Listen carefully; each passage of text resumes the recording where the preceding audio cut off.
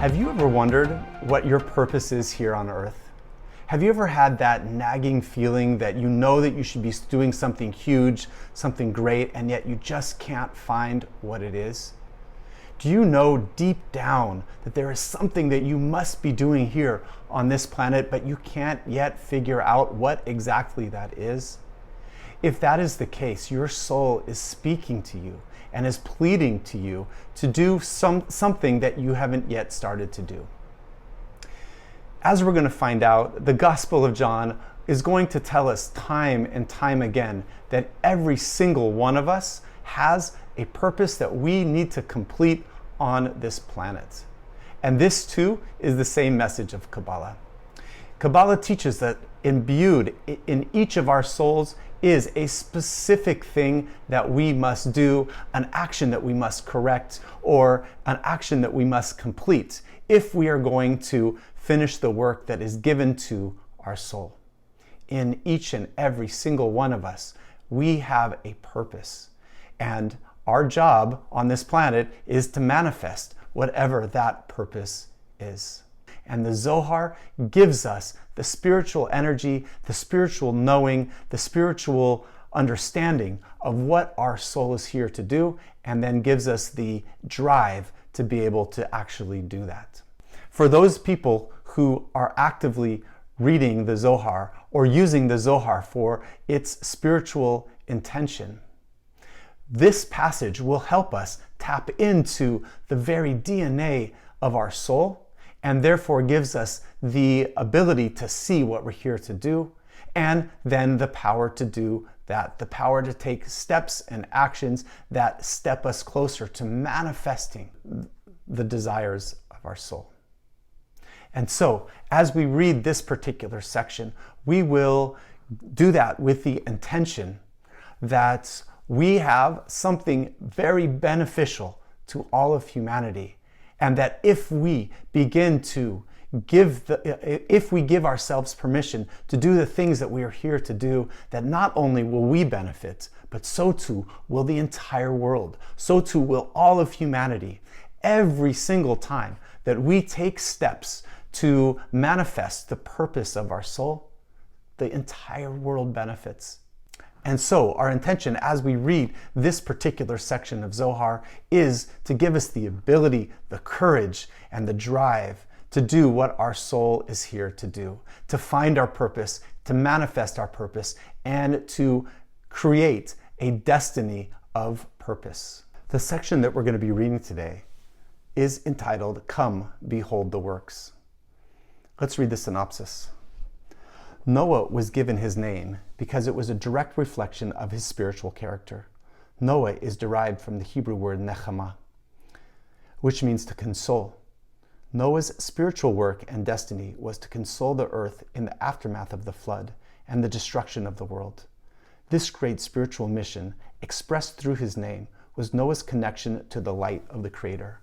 Our name, too, is our bridge and link to the Creator.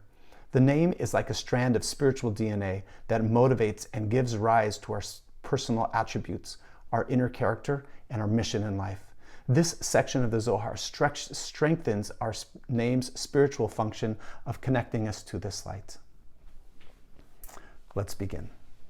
Verse number 15. Rav Elizar Petach Lachul Chazo Miflaot Hashem Asher Shem Shemot Ba'aretz Chai Kracha Itmar V'Yokmo Aval Lachul Chazu Mayazu Kaptaler Aleph Chazut Kashet Hugad Li Be Ovodoy Dekucha Brechu Avid Te Itkale Navua Ila'a Livnei Nasa Aser Shem Shemot Vadai V'Hashema Karim Lechola. Verse number 15. Rabbi Elazar opened his discourse with the verses, These are the generations of Noach, and come and behold the works of Hashem, who has made desolations in the earth. And he asks, Come and behold, Chazu. What is the meaning of behold? And he answers, It is related to the verse, A grievous vision, Chazut, has been declared to me. This is a verse from Isaiah 21:2. Because by his deeds, the Holy One, blessed be he, reveals his prophecy to man, And when a prophecy is revealed by preceding grievous deeds, it is called a grievous vision. Who has made desolations, which in Hebrew is shamot? Assuredly alludes to names, which is also shamot. For a name is the cause of everything that happens. This means that we should consider the name of whatever happens. For the Holy One, blessed be He, puts the name in the mouth of man, so He can name everything on earth. So the verse is actually calling us to go and observe the works of Hashem through the names by which they are called by man on earth. Because the Holy One, blessed be He, puts names in the mouth of man as prophecy by preceding them as actions. Verse number 16. Kativ vayikra et shemo Noach lemor ze vegomel. Amai echa lemor. Ve amai ze ela lemor da ita. Ze da sadik kativ hacha ze yanach chamenu. Uktiv chatam ze Hashem kivinu la lo. Zakaini nun sadakaya de rashimim de abir shimu de gush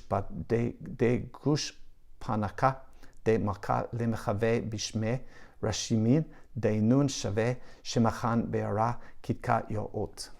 The verse states, and he called his name Noach, saying, this is...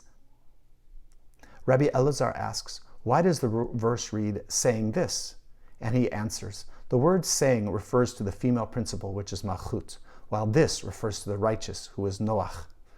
And the proof that this is written here and elsewhere, this one shall comfort us. This is Hashem. We have waited for him. And we learn through analogous meaning.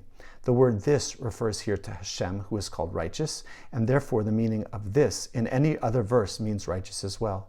Here it refers to Noah, who is righteous like Hashem. Likewise, the verse states, and he called his name Noach, refers to the spiritual female principle, or malchut, who called him Noach. For the female was saying this, and that is, Noah shall comfort us. Blessed are the righteous, who are marked with the imprints of the ring of the King, the Holy One, blessed be He, for they are marked with His name. And He has put names on earth, meaning in man's mouth, so that everything can be called by its name correctly. Verse number 17. Kativ vayikra et shemo Noach, uktiv vayikra shemo Yaakov amayla, chativ et, ela chatam darga, achara ve'acha darga ochara, ke diktiv ve'are et Hashem ve'are Hashem lachativ ele et Hashem ofacha benoach vayikra et shemo Noach vayikra shemo Yaakov darga dile kuchabrechu mamash kara le la Yaakov avaracha et la it kala shachinta. Verse number 17. The verse states, and he called his name et Noach, and it is also written, and he called his name Yaakov, Jacob. Why does it not say in regard to Jacob as et, in regard to Jacob as with Noach? Because each one refers to a different level. As it is written in the verse, I saw et Hashem, which comes from Isaiah 6:1. It does not say I saw Hashem, but et Hashem. This indicates that the particle et, which means the, has a specific meaning. Here too, it is written of Noach, and he called his et name Noach. As for, he called his name Jacob. In reality, his level is that of the Holy One, blessed be He, and this is why the particle et is not mentioned there. But with Noah, it is the particle et is mentioned so as to connect him with the Shekhinah, which is the female principle. Because the Shekhinah is called et, the particle et does not appear in Jacob's name, for his level is that of a chariot for the Holy One, blessed be He, while Noach, who is the secret of the righteous and is always connected with the Shekhinah, has the word et preceding his name. So through this reading, we can connect to our own purpose, our own drive to manifest the desires of our soul. And I bless all of you with the ability to hear what your soul is asking you to do as a way to connect with your soul's purpose. If you want more information about how best to connect with your soul through the wisdom of Kabbalah, I have links to introductory Kabbalah classes that are given by the Kabbalah Center that will help you do just that. Thank you, everyone. I hope you have an amazing day. I love you all. Talk to you soon.